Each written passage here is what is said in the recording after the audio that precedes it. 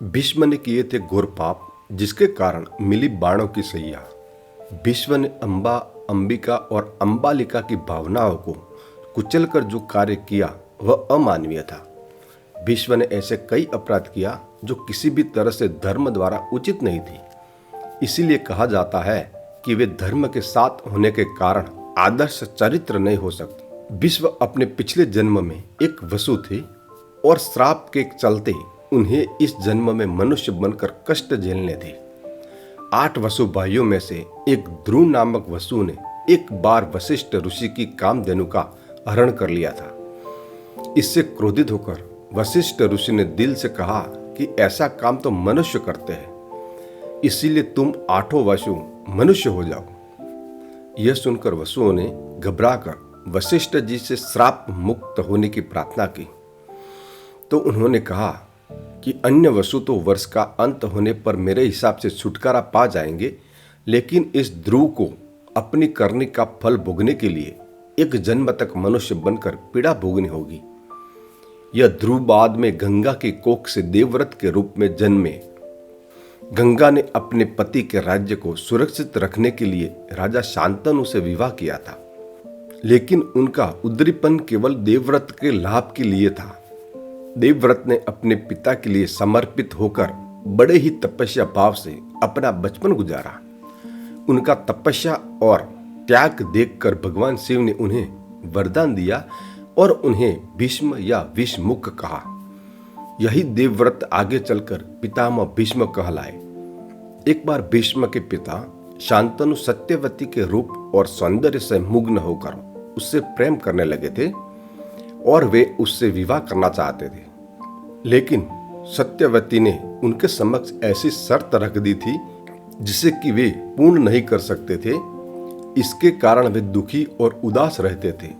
जब भीष्म को इसका कारण पता चला तो उन्होंने सत्यवती की शर्त मानकर अपने पिता शांतनु का विवाह सत्यवती से करवा दिया था। सत्यवती के कारण ही भीष्म को आजीवन ब्रह्मचारी रहने की कसम खानी पड़ी थी।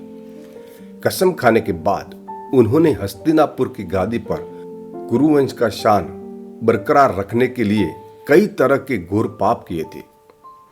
सत्यवती के कहने पर ही भीष्म ने काशी नरेश की 3 पुत्रियों अंबा, अंबिका और अंबालिका का अपहरण किया था। बाद में अंबा को छोड़कर सत्यवती के पुत्र विचित्र वीर्य से अंबालिका और अंबिका का विवाह कर दिया था। गांधारी और उनके पिता सुबल की इच्छा के विरुद्ध भीष्म ने धृतराष्ट्र का विवाह गांधारी से करवाया था। माना जाता है कि इसीलिए गांधारी ने भी अपनी आंखों पर पट्टी बांध ली थी। आखिर अंत में गांधारी को दावाग्नि में जलकर खुद के प्राणों का अंत करना पड़ा था। भरी सभा में जब द्रौपदी को वस्त्र हरण किया जा रहा था तो भीष्म चुप बैठे थे। भीष्म ने जानबूझकर दुर्योधन और शकुनि के अनैतिक और छलपूर्ण खेल को चलने दिया। सरसैया पर भीष्म जब मृत्यु का सामना कर रहे थे तब भीष्म ने द्रौपदी से इसके लिए माफी भी मांगी थी। जब कौरवों की सेना जीत रही थी, ऐसे में भीष्म ने एंड वक्त पर पांडवों की अपनी मृत्यु का राज बताकर कौरवों के साथ धोखा किया था। भीष्म ने सरसैया पर लेटे हुए श्री कृष्ण से पूछा कि यह मधुसूदन, मेरे ये कौन से कर्म का फल है जो मुझे बाणों की छैया मिली।